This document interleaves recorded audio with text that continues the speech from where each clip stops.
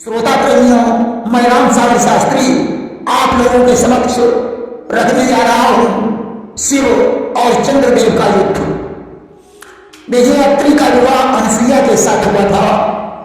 ब्रह्मा जी ने उन्हें सृष्टि की वृद्धि करने का आदेश दिया। अत्रि ने विचार किया कि अगर तपस्या करने के बाद संतान उत्पन्न करेंगे तो मेरे पुत्र भी धार्मिक होंगे। इसलिए उन्होंने 100 वर्षों तक कठोर तपस्या की। ब्रह्मा, विष्णु और शिव तीनों देवताओं ने उन्हें दर्शन दिए और वरदान मांगने को कहा। अत्रि बोले, मैं धर्मात्मा एवं भाग्यवान पुत्र चाहता हूं, इसीलिए इनके यहाँ भगवान विष्णु की कृपा से दत्तात्रेय और शिव की कृपा से परम क्रोधी दुर्वासा तथा ब्रह्मा की कृपा से चंद्रमा का जन्म होगा। मत्स्य पुराण के अनुसार जब अत्रि ने भीषण तप किया तो परमानंद उनके मन और नेत्रों में स्थित हो गया। उस समय भगवान शिव उनके मन और नेत्रों में विराजमान थे। शिव के ललाट में स्थित चंद्र के रूप में चंद्रमा प्रकट हो गए। अत्रि के नेत्रों से निकला हुआ तेज पृथ्वी पर फैल गया। दिशाओं ने उस तेज को पुत्र की कामना से स्त्री रूप में धारण कर दिया। नारी रूप दिशा तवलीना अधारण तेज पुत्र हित कीना। 300 वर्षों तक उधर में धारण करने के पश्चात वे असमर्थ हो गई। तब उन्होंने उस तेज का परित्याग कर दिया। ब्रह्मा ने उसे उठाकर एकत्र किया और तरुण पुरुष के रूप में परिणित कर दिया। सहस घोड़ों से युक्त रथ पर बैठाकर अपने लोक को ले आए। ब्रह्मर्षियों ने उसे अपना स्वामी मान लिया। पिता ब्रह्मादि देवता, गंधर्व और औषधियों ने सोम तैवत्य नामक मंत्रों से उसकी स्तुति की। इससे चंद्रमा का तेज और बढ़ गया। उस तेज समूह से पृथ्वी पर औषधियों की उत्पत्ति हुई और चंद्रमा का एक नाम औषधीश पड़ गया। प्रजापति दक्ष ने अपनी 27 कन्याओं का विवाह चंद्रमा के साथ कर दिया, जिन्हें अश्विनी, भरणी, रोहिणी, रेवती आदि 27 नक्षत्रों से जाना जाता है। सारी स्त्रियों में रोहिणी सबसे सुंदर थी, अतः चंद्रमा रोहिणी को बहुत पसंद करते थे।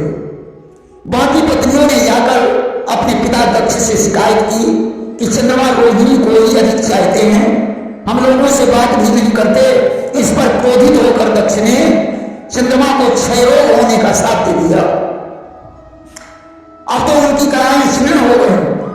क्षय रोग होने के कारण उनके कोई संतान भी नहीं हुई। चंद्रमा 1000 वर्ष तक समुद्र में पड़ा रहा। आखिरकार दक्ष के पास पहुंचकर उसने उनकी स्तुति की। दक्ष ने कहा कि मेरे द्वारा दिया गया श्राप पूरा तो समाप्त नहीं हो सकता है, हाँ इसमें कुछ अंतर आ सकता है। कृष्ण पक्ष में तुम्हारी कलाएं घटेगी और घटते घटते अमावस्या को शून्य हो जाएंगी, जिससे तुम किसी को दिखाई नहीं पड़ोगे। और शुक्ल पक्ष में तुम्हारी कलाएं बढ़ेंगी और बढ़ते बढ़ते पूर्णिमा को पूरी हो जाएंगी। इसीलिए अमावस्या के दिन चंद्रमा दिखाई नहीं पड़ता, क्योंकि इसकी कलाएं शून्य हो जाती हैं। और पूर्णिमा के दिन चंद्रमा 16 कलाओं से युक्त होता है। चंद्रमा के घटने बढ़ने का कारण एकमात्र दक्ष का श्राप है। श्राप कम हो जाने पर भी चंद्रमा की कोई संतान नहीं हुई। अब तो चंद्रमा बहुत दुखी रहने लगा। एक बार चंद्रमा ने राजसूय यज्ञ का आयोजन किया। उस यज्ञ में देवगुरु बृहस्पति, महर्षि भृगु तथा ब्रह्मा, विष्णु आदि देवता भी उपस्थित हुए। चंद्रमा ने देवगुरु बृहस्पति की पत्नी तारा को देखा, जो परम सुंदरी और तरुणी थी, तो उन पर मोहित हो गया। यज्ञ संपन्न होने के पश्चात सभी लोग अपने अपने घर चले गए। बृहस्पति भी तारा के सहित वापस लौट गए। एक दिन की बात है, देवगुरु बृहस्पति घर पर नहीं थे। चंद्रमा ने उनके घर पहुंचकर तारा का हरण कर लिया और उसने तारा से कहा, मुझे एक पुत्र की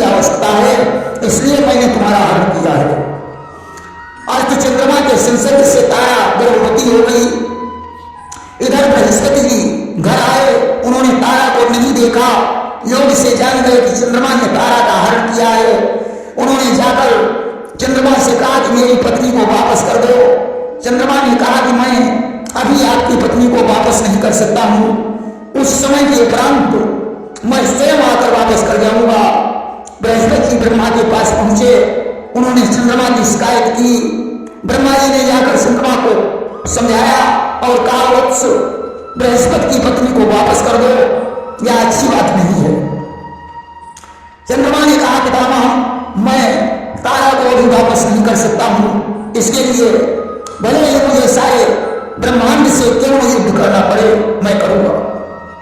जब चंद्रमा ने ब्रह्मा की बात भी नहीं मानी तो बृहस्पति जी भगवान शिव के पास पहुंचे। उन्होंने कहा वामदेव मेरी सहायता करो, चंद्रमा हमारी पत्नी को वापस नहीं कर रहा है। भगवान शिव ने कहा तुम चिंता मत करो, मैं उसे युद्ध में पराजित करके तुम्हारी पत्नी वापस दिलवाऊंगा। आज शिव ने हाथों में अजगर धनुष उठाया और चंद्रमा के साथ युद्ध करने के लिए चल पड़े। कि शिव ने धनुष उठावा और युद्ध करने हित कदम बढ़ावा। उनके साथ में 1 अरब यक्ष सेना, 3 लाख नाग और 12 लाख किन्नर तथा 84 गढ़ थे। उधर चंद्रमा को जो पता चला, उसने दैत्य और असुरों की सेना के साथ शनिश्चर और मंगल को साथ में लिया और युद्ध भूमि में उपस्थित हो गया। अब तो सेनाओं को उपस्थित देखकर सातों लोग भयभीत हो गए, पृथ्वी कांपने लगी। भगवान शिव ने आग्नेय अस्त्र लेकर चंद्रमा पर आक्रमण कर दिया। अब तो दोनों सेनाओं में घमासान युद्ध होने लगा। किला दे चलन विविध हथियार, अभयो युद्ध को पर नहीं पारा। युद्ध में नाना प्रकार के अस्त्र शस्त्र चलने लगे। शिव ने इस समय चंद्रमा पर ब्रह्मशीर्ष नामक अस्त्र का संधान किया। चंद्रमा ने सोमास्त्र चलाया। दोनों अस्त्र इस समय आपस में टकराए। अब तो पृथ्वी समुद्र अंतरिक्ष भय से कांपने लगे। ब्रह्मा ने देखा कि अब 2 अस्त्रों से संसार का विनाश हो जाएगा। ब्रह्मा जी देवताओं के साथ वहां प्रविष्ट हुए और दोनों अस्त्रों का निवारण किया। किल्लखी विनाश ब्रह्मा घबराए और देवन सहित चंद्र भी आए। चंद्रमा से ब्रह्मा ने कहा कि तुम यह विनाश कार्य क्यों कर रहे हो? तुमने पराई स्त्री का हरण करने के लिए इतना भयंकर युद्ध किया कि तुम शांत स्वरूप होने पर भी कृष्ण पक्ष में पाप ग्रह के रूप में प्रसिद्ध हो जाओगे। जैसे दूसरे के धन को उसे लौटाने में कोई अपमान नहीं होता, उसी प्रकार तारा को लौटाने में तुम्हारा कोई अपमान नहीं है। आज ब्रह्मा जी की बात को मानकर चंद्रमा ने तारा को वापस कर दिया। बृहस्पति तारा सहित अपने घर चले गए। 1 वर्ष पश्चात तारा ने चंद्रमा के समान एक सुंदर पुत्र को जन्म दिया कि यही दिन प्रसव काल और तारा ने सुंदर सुत जायो। बृहस्पति ने उसका जातकर्म संस्कार किया। ब्रह्मा आदि सभी देवता देवर्षियों के सहित बृहस्पति के घर पहुंचे। उस समय बच्चे को देखकर चंद्रमा ने कहा कि ये मेरा पुत्र है। बृहस्पति कहते हैं कि ये मेरा पुत्र है। दोनों के बीच झगड़ा होने लगा। ब्रह्मा जी ने तारा से पूछा कि संतान के बारे में उसकी मां ही बड़ी प्रकार से जानती है, इसलिए तुम बताओ कि ये किसका पुत्र है। तारा ने कहा कि ये पुत्र को चंद्रमा का ही है। अस्त बृहस्पति जी ने वह पुत्र चंद्रमा को दे दिया। चंद्रमा ने उसे लाकर अपनी पत्नी रोहिणी को समर्पित कर दिया। अब बहु प्रकार पालन कीना, अब बुद्ध नाम ताकर धर दीना। उसका नाम बुद्ध पड़ा। ब्रह्मा जी ने उसे भूतल के राज्य पर अभिषिक्त कर दिया और ग्रहों की क्षमता प्रदान कर दी। बुद्धदेव इलावत खंड में कुटी बनाकर तपस्या करने लगे। उनकी कुटी अंबिका वन से जुड़ी हुई थी, जिस वन में शिव पार्वती जी के सहित विहार करते थे। एक दिन विहार करते समय वहां संतादिक ऋषि आ गए। उन्हें देखकर पार्वती जी को लज्जित होना पड़ा। अब तो शिव ने उस वन को साथ दे दिया कि आज से जो इस वन में आएगा वह स्त्री बन जाएगा, कि यही वन नर जावई कोई अमोर साथ पे नारी होई। इसलिए जो पुरुष उस वन में जाता था वह स्त्री बन जाता था। इधर साधदेव मन के यहाँ कोई संतान नहीं हुई तो उन्होंने वशिष्ठ जी की सम्मति से यज्ञ का विधान किया, परंतु साधदेव मन की पत्नी की कामना पुत्री होने की थी, अतः यज्ञ के प्रभाव से इला नामक पुत्री का जन्म हुआ। साधदेव ने वशिष्ठ से कहा, मुनीश्वर मुझे तो राज्य सिंहासन हेतु पुत्र की आवश्यकता है। वशिष्ठ जी ने मंत्र के प्रभाव से उस पुत्री को पुत्र बना दिया। राजा ने उसका नाम सुदुम्न रख दिया।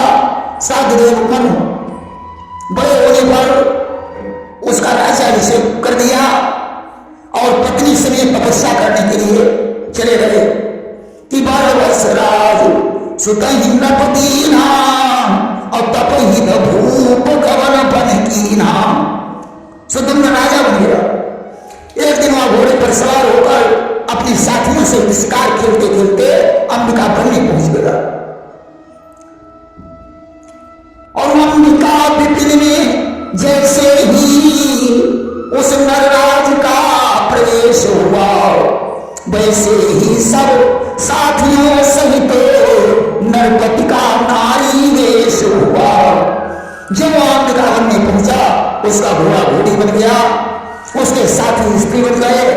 वे एक पर्वत पर चले गए, वहां से गंधर्वों ने उठाकर अपने लोग को ले गए।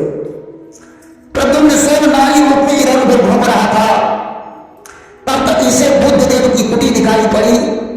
बुद्ध ने इसे देखा, इसने बुद्ध को देखा, दोनों एक दूसरे पर मोहित हो गए। उस नारी रूप सुदुम्न का बुद्ध के साथ विवाह हो गया। कालांतर में बुद्ध के संसर्ग से पुरूरवा नामक पुत्र का जन्म हुआ। इसीलिए पुरूरवा को इला का पुत्र कहा गया है, क्योंकि यह इला से सुदुम्न बना और सुदुम्न से फिर इला बन गया। पुत्र जन्म के पश्चात सुदुम्न ने वशिष्ठ जी का ध्यान किया। वशिष्ठ जी वहां प्रकट हो गए। प्रद्युम्न ने रो कर अपनी कर्म कथा सुनाई। वशिष्ठ जी ने गौरी जी का ध्यान किया, गौरी जी प्रकट हो गई। वशिष्ठ जी ने कहा, देवी हमारे शिष्य का कल्याण करो। गौरी जी बोली, ये श्राप हमारे पति ने दिया है, इसलिए मैं संपूर्ण श्राप को तो नहीं उठा सकती हूं। या 1 महीने पुरुष रहेगा और 1 महीने नारी रहेगा। कि हाँ इतना ही हो सकता है, इसमें कुछ अंतर आएगा। मास भर रहेगा नारी रूप, मास भर पुरुष दिखलाएगा। सुदुम्न जब पुरुष बन गया तो अपने पुत्र पुरूरवा के सहित अपनी राजधानी को लौट आया। जब वह पुरुष रहता था तो राजकाज की देखभाल करता था। स्त्री बन जाने पर बीमारी का बहाना बनाकर महलों में पड़ा रहता था। आखिरकार उसने अपने बड़े पुत्र पुरूरवा को सिंहासन पर बैठा दिया और अपनी पत्नी से पैदा होने वाले तीनों पुत्रों को दक्षिण देश का राज्य दे दिया और तपस्या करने जंगल को चला गया। पुरूरवा से जो वंश चला वह सूर्यवंश और शेष 3 पुत्रों से जो वंश चला वह सूर्यवंश कहलाता। प्रेम से वृंदावन बिहारी